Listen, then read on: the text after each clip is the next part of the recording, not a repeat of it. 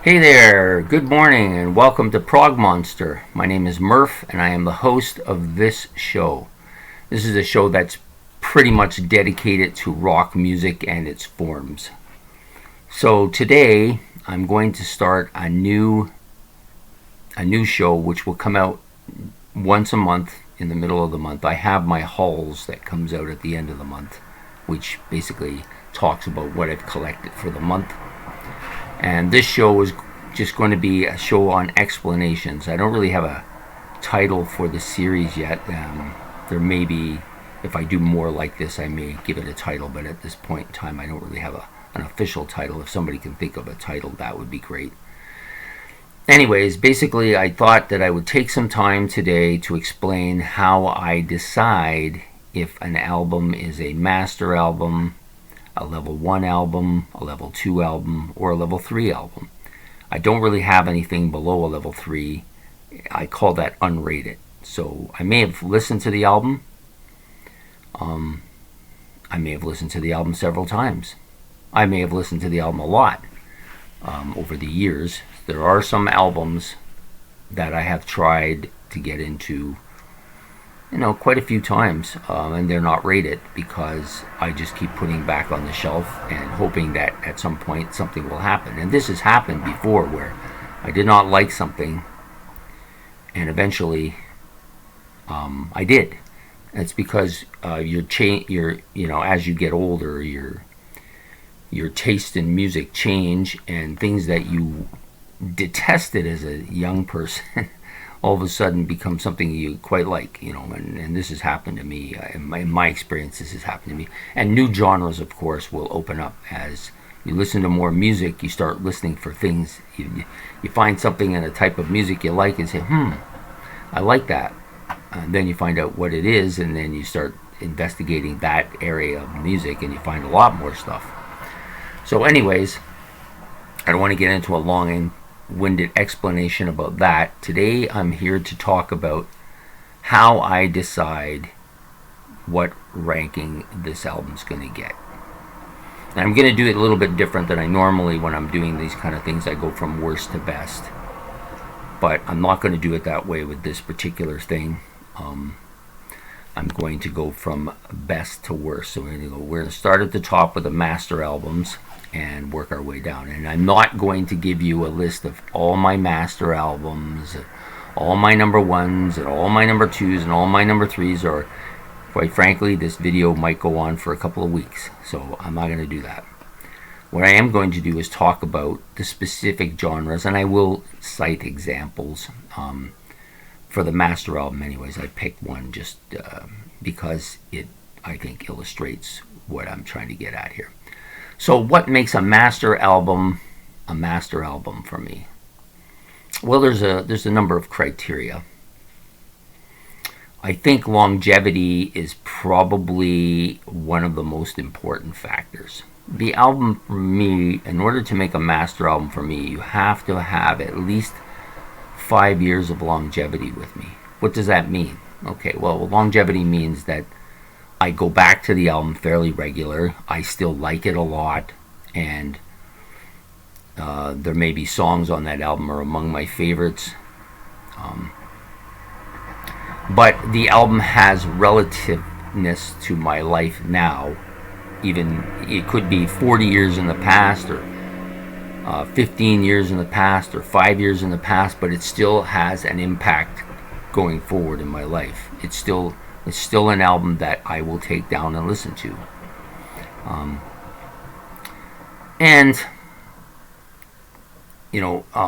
So what does that mean? Well, that means that an album like let's say my recent Styx album, Crash of the Crown. Now that could not be a master album because it simply hasn't been around long enough. It's only been around less than a year. Actually, it might be over a year now. And so therefore it doesn't have enough longevity to be considered a master album. The highest it can hope for, and I'll get into that after, wouldn't be a master album. It has a potential to be a master album, but it isn't going to be there just yet. Okay, so what are the other criteria? The longevity being the one that I've stated so far. Well, I think it has to do with my feelings about the band in general. I'm going to explain this in the best, most succinct way as I can. Some bands I simply don't like because of some aspect of their band setup, or the way they are, or the number of people that have gone through, or the people that are currently in the band, or how they're viewed overall. There's a whole whack of criteria, but it really just boils down to how I feel about the band in particular. And it could be, I may not like a certain band because of a certain member, but when he's with another band, I may like him just fine. I know that really doesn't make any sense, but for me, that's how I determine that status, which means that for the band to get a master album, I have to like them as a band as a whole. They may not have any other albums, and I have a band like that who I only like one or two of their albums, and one of them's a master album, and one of my favorite albums too. The band as a whole I like. If I didn't like the band as a whole, it could not be a master album. So that's a second criteria. And these criteria, I don't think of them as, I just want to make sure I make this clear. Longevity, yes. I like the band, yes. And there'll be other criteria. They're not necessarily percentages like the band. I have to like the band 25%, and it's going to cause 25% of the master. That is not how it works. It's just a feeling. Okay, so the next criteria for a master album is that they must have at least one song on that album who I consider to be, for my purposes, one of my favorite songs. They have to have at least one like that. Many of them have more than one. And when I say favorite, I mean like they're in that group of songs that whenever I'm making a favorite list, they're going to be right up there. So I've chosen this album to illustrate. This is the Yes album from Yes, of course, their third studio album. It's one of my favorite albums. It's a master album. Has been for more than a decade anyways. I've had this album and listened to it since about, I think I got it in the early 1980s. So I've been listening to it for pretty close to 40 years. I love this band. I love all the people on it. On this particular album quite a bit. Album cover's not so great, but the music is very good. In the case, so this basically has 6 tracks on it, although there are 3 bonus tracks on this particular copy. But the bonus stuff is just extra, so I don't really think of that as being impactful on the masterness of this album. So it has 3 songs on here that I think are top shelf. So what does that mean? What does top shelf mean to me? Well, they're songs I like a lot. They're songs I think are well put together. They sound good. There's the instrumentation on it are fantastic. It's a catchy tune. It's a tune I still listen to years later, and still has an impact on me. When I think of this album, I get, when I'm going to play it, I'm looking forward to it. So it has basically Yours Is No Disgrace, Starship Trooper, and Perpetual Change. I think are all like top shelf songs. So it's got 3 really good songs. So how does this impact? So then the other 3 songs, The Clap, Adventure, and I've Seen All Good People. I've Seen All Good People's a little bit worn out for me because it gets played too much, but I don't think it's necessarily a bad song.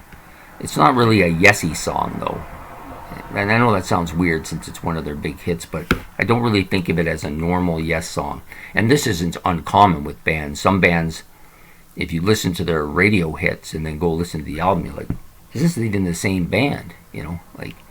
And that's often true with bands. They put out something to try and appease the record label and get themselves on the radio and get noticed because they want to make money as well, right? But it's not necessarily the stuff that they normally like to do.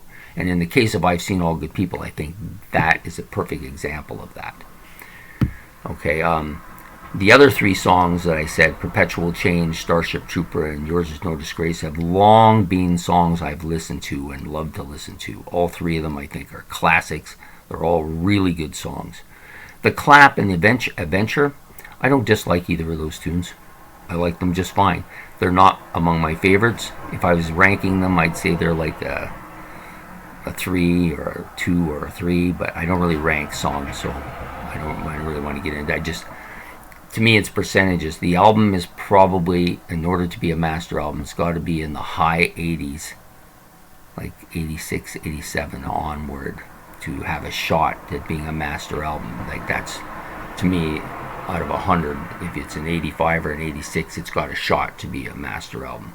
So this album I rank in the 90s because it has 3 very good top shelf songs and then 2 pretty good songs and then 1 song that maybe a little bit worn out for me and I don't listen to it as much and it's not really Yes-like. So that's the other criteria, is the music they're playing what the band is known for. You know, if they're playing an album that doesn't sound like them, then I don't think of that as a chance for them to be a master album. In this case, this album is the beginning of the real progressive era and a top shelf album. This doesn't have Rick Wakeman on it, but it's still a really good album. You've got some excellent playing by Steve Howe and Chris Squire. So that's the criteria for an album. Has to have a lot of really top end tracks and not really a lot of weak sisters. Like, in fact, I would venture to say very few of my master albums have a weak sister. What is a weak sister? Well, a weak sister, it sounds like kind of sexist thing, so maybe a weak song might be a better way of putting it. So a weak song for me is a song that I really don't like. I don't see it how it fits in on the album. It's not a song I ever listen to nor really want to listen to. I may or may not skip it on the album. Most of the time I just let it play, but there are a few songs that I don't really want to hear, and you know, for whatever reason, they may be songs I never liked, or they may be songs that just heard too much. There's a lot of Zeppelin like that. But anyway, so top flight songs, no really weak songs on the album. Well put together album, flows nicely. That's a good thing for me. Has a kind of, when I say flows nicely, the theme, there's kind of a theme to the album. It may not be a concept album. It may just, the songs are all similar. That feel. So it has to have longevity.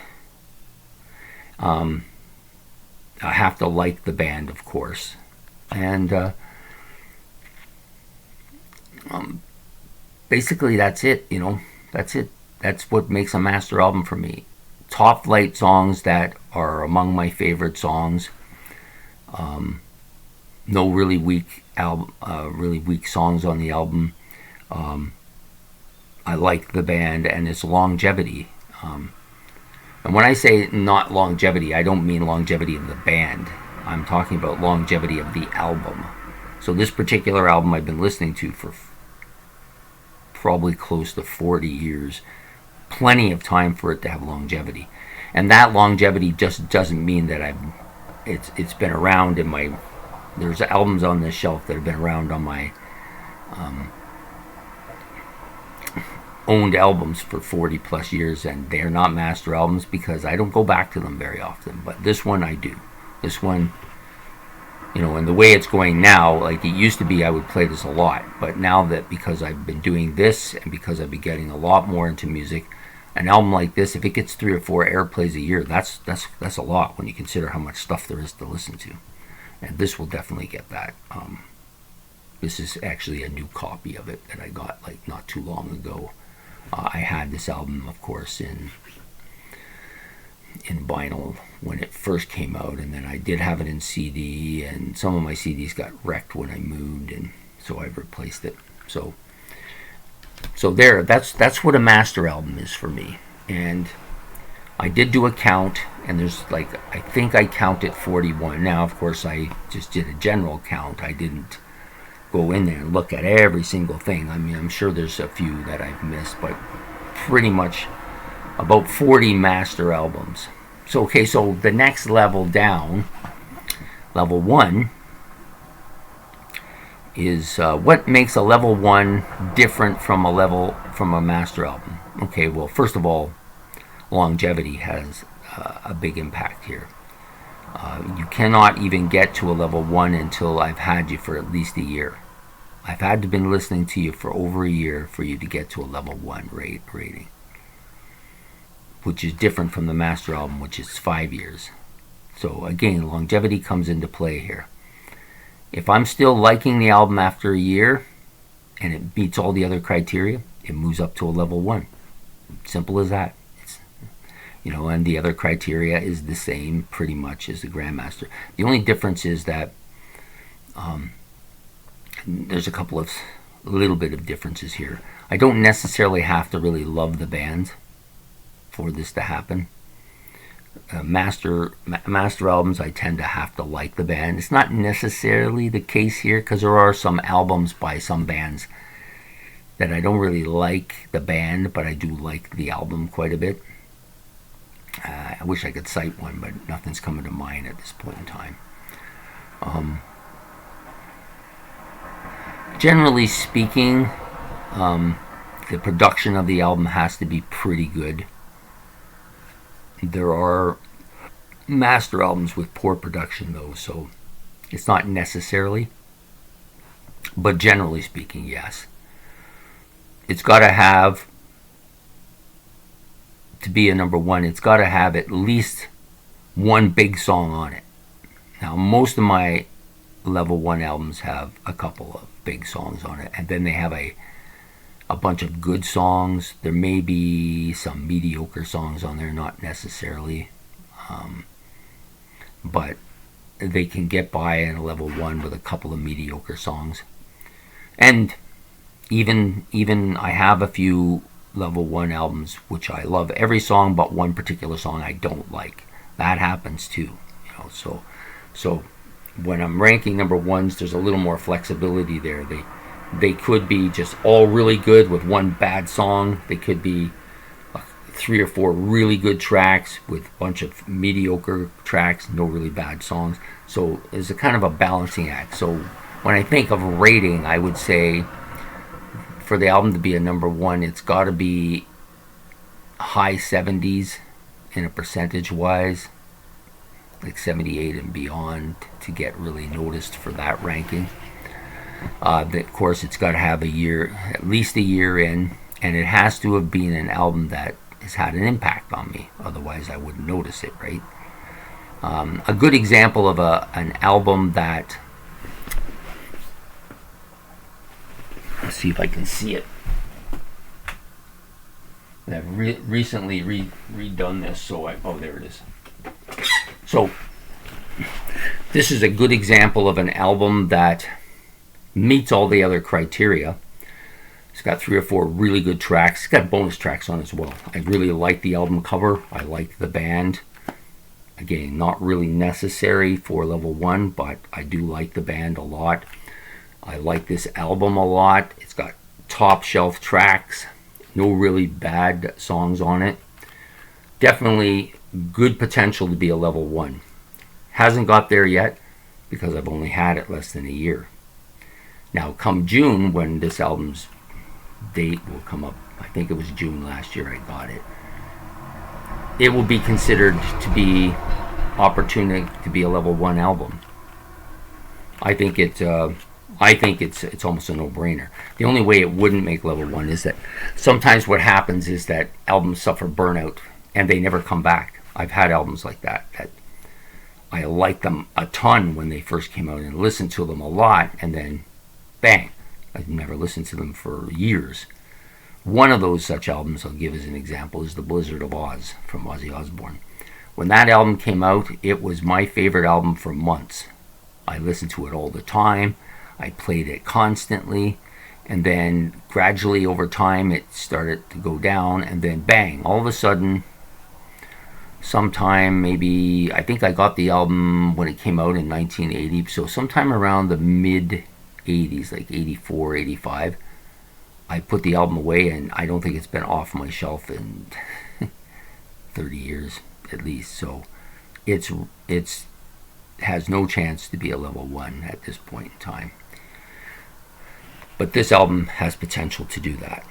So I just picked this one because this is one of the albums that I've really come to like a lot over the last year since I started this episode. It's probably been my favorite album over that period of time. So I don't know if that's the definitive way in which you want to look at a level 1 album. There may be other criteria, but for me it's longevity, has to have a year, has to have like some really good tracks with maybe some mediocres, or all good tracks with maybe one bad song. And I like the album covers, production, the work, all those little things add up as well to make this a level 1. Okay, so I think that's pretty clear about my masters and my level 1s. Now, what is my level 2s? Okay, so a level 2 album, what differs level 2 from level 1? Longevity. Pretty much that sums it up. Longevity. There are a couple of other lesser. To make a level 2, you don't need to necessarily be a band that I like at all. You know, I could not like you at all, but you might have an album that I really like. Or they may have had the album may have had a huge impact when it first came out, but doesn't seem to have the longevity to maintain any kind of status. There may be only one good track that I really love on it and a bunch of mediocre tracks, or there might be 2 or 3 bad songs but 3 really good songs on the album. You get what I'm saying? So you've got a lot of really good ones and some really bad ones, or you've got this and this. Either way, if you do the average, it'll come out to a certain level, and it's got to be probably a high 60, 67, 68 rating. You know, like I give the album like a 67 out of 100 or whatever, or almost a 7 out of 10 if you want to do it that way. Generally speaking, I do like most of the bands who I give level 2s to, but not all of them. There are some I don't like. Either it's, like, again, it gets back to their image, or there might be a band member I don't like, or they may change constantly, or they're not the same band to my way of thinking, or whatever. But anyways, so a level 2, the criteria isn't nearly as high. Now, with a level 2, it could be an album like The Blizzard of Oz, which was probably at the time period a level 1 album, and just gradually reduced itself to fall back. So I don't really hate it, but I won't listen to it much, and it's become a level 2. Again, the instrumentation, the song selection, the flow of the album are all important here. In level 2, it's not so suspect either. Like, you can have albums that don't flow as well. They may have 5 or 6 tracks that flow very well, and maybe a couple that stand out as not being part of the flow, and you can, that because it's not, the criteria for level 2 is not nearly as steep. So I probably have conservatively over 100 level 1s. Level 2s, there might be double that, 200, maybe 250. Okay. Now, the level 3s. Level 3, you know, of course, in level 3, the requirement for me to like the band is almost non-existent. I may not like the band at all. No. You can have a level 3 album without me liking the band. There may necessarily not be a whole lot of really good tracks on this album. There may be only 1 or 2, but the 2 might be really good, and they bring the whole average of the album up. Or you might have a good example of a level 3 is, I'm going to grab one of my Rush albums. Just hold it a second. Where is it?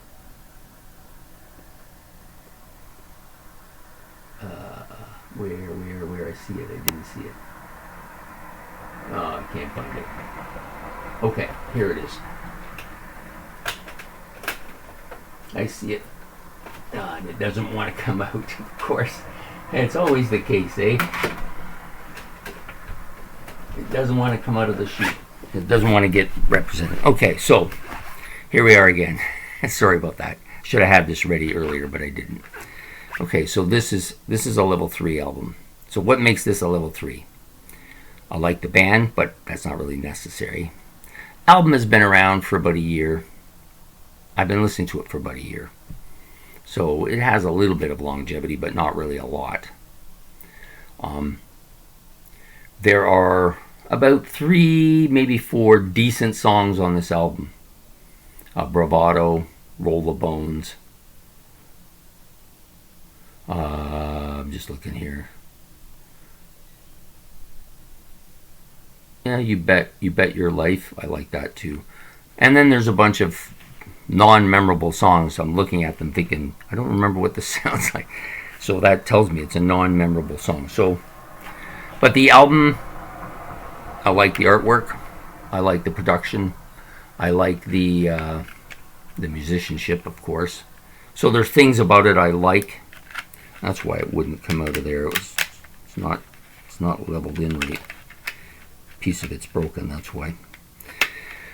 So anyways, it doesn't need a great deal to become a level 3. Got to have a few good tracks on it. There's got to be a reason for me to want to listen to it. Generally speaking, in the case of some of the level 3s, it's because of the band. I like the band a lot, so I'm more willing to give the album a chance. For bands I don't like, it's very difficult for them to get a level 3 album. The reason that's being is because I don't like them, and I'm not going to. I just won't listen to their stuff. A good case in point would be like something like we'll use Def Leppard. Def Leppard would be very difficult for me to give a level 3 to because I just won't listen to their new stuff, and I don't listen to their music at all, really. The album for Def Leppard to get a ranking at all, the album has to get listened to, and so then it would have to be a higher ranking, like a 2 or a 1. That would bring it to my attention, right? I hope that makes sense to you. It makes sense to me. So marginal albums are difficult to make for me if you're a band I don't like. If you're a band I have no opinion about one way or the other, you've got a pretty decent shot of getting a 3. And if you're a band I do like, you have a better shot of getting a 3. Like, if Roll the Bones was produced by some band that I didn't know, chances are it wouldn't be a 3 because I wouldn't know about them, and I wouldn't go looking for them because I'm not interested, right? So that's how my level 3s come about. There's no longevity in level 3. You can become a level 3 almost instantly. The musicianship, of course, is a little bit important, and there has to be some draw to the album. In the case, there might be 1 or 2 tracks on the album I like, which gives it a level 3 because I'm listening to those tracks. So I think that pretty much sums up my my rankings. Master, level 1, level 2, level 3, and then so you got other albums that haven't got a rating. I'm going to see if I can find one of those to show you. Let's try this one. We'll try this one. Okay, so Boston. Probably some of you have seen this album before. It's a later release. The unfortunate thing about Boston is that they went years between releases, which really kind of hurt them, I think. This album, I've listened to it once. Pretty unmemorable at this stage. The only thing about it that draws me to it is that, too, it's Boston, a band I like.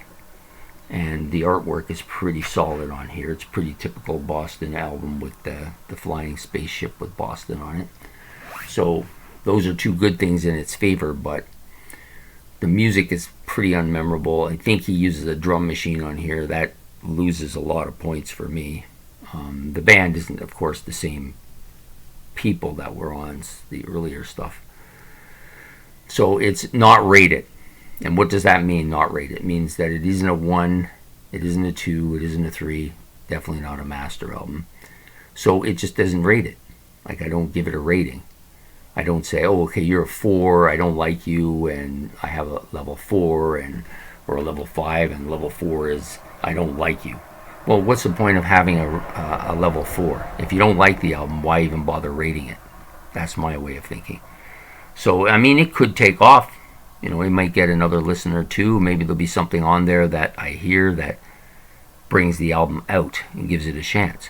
So to get to a level 3, you have to have some listening time in, and you have to have something to listen to. And at this point, the album has none of that, so it just stays on my shelf as an unrated album.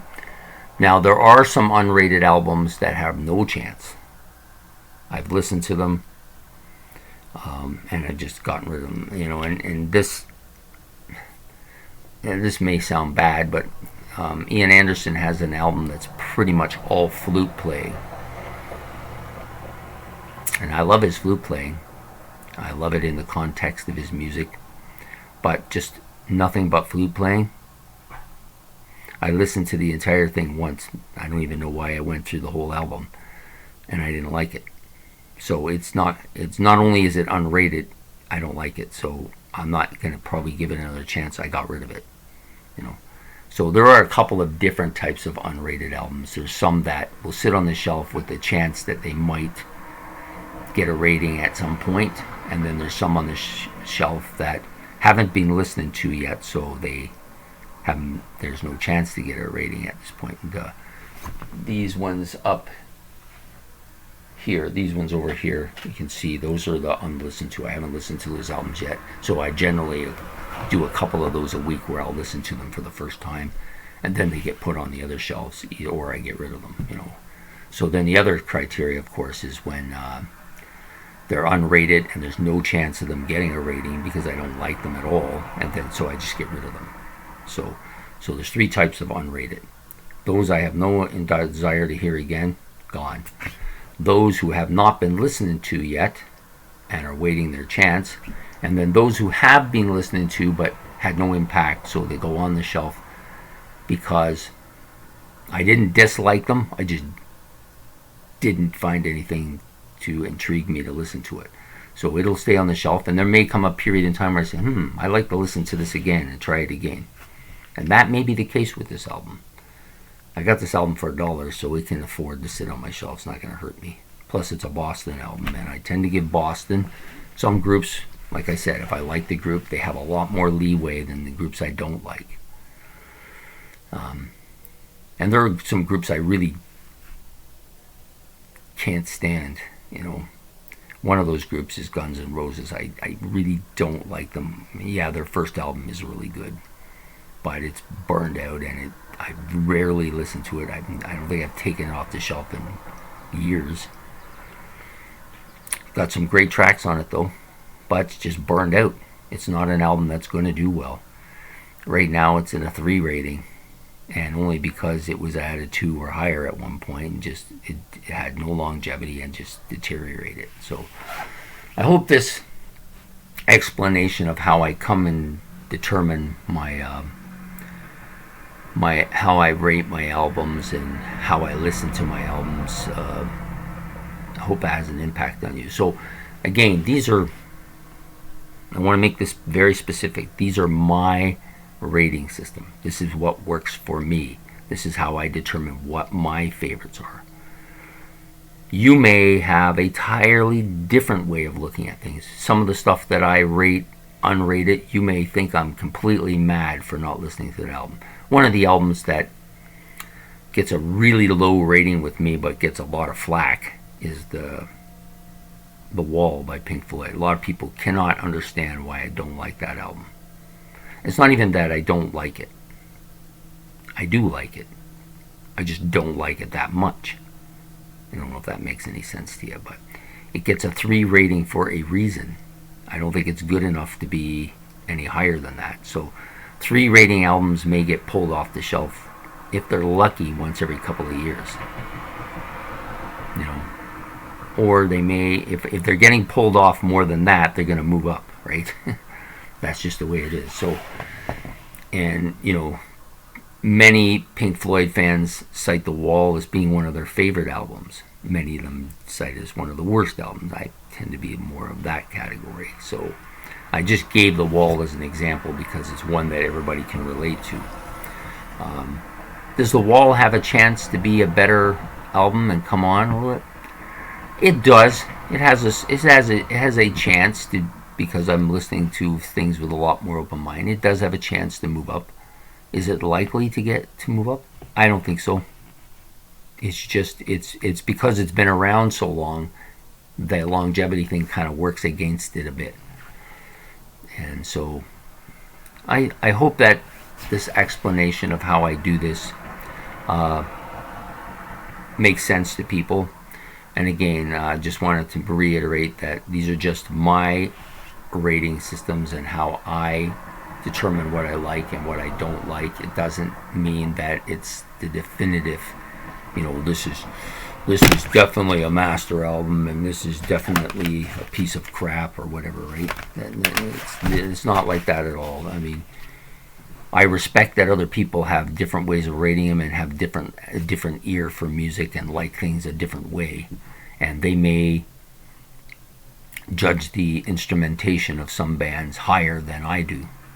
You know, it doesn't mean that they're wrong and I'm right. It only means that's the way I judge them. So again, I hope this was an enjoyable video for you and that you see the merits of me doing that. And if you have any kind of input as to what I should put this category under, that would be nice as well. And I hope you like and subscribe. And I'm going to be doing more of this kind of things. This is probably going to be like once a month type of thing. Next month maybe I'll do how I determine why a song is my favorite or not. I'm not sure. Or why a band is higher than they are. Or, you know, that kind of thing. So also coming up will be my series Rock Greats Who Thrilled Us but have since passed on. I'll be doing an episode today for release tomorrow morning. So I hope you enjoyed this one. Please let me know, and we'll talk to you later. Frog Monster out.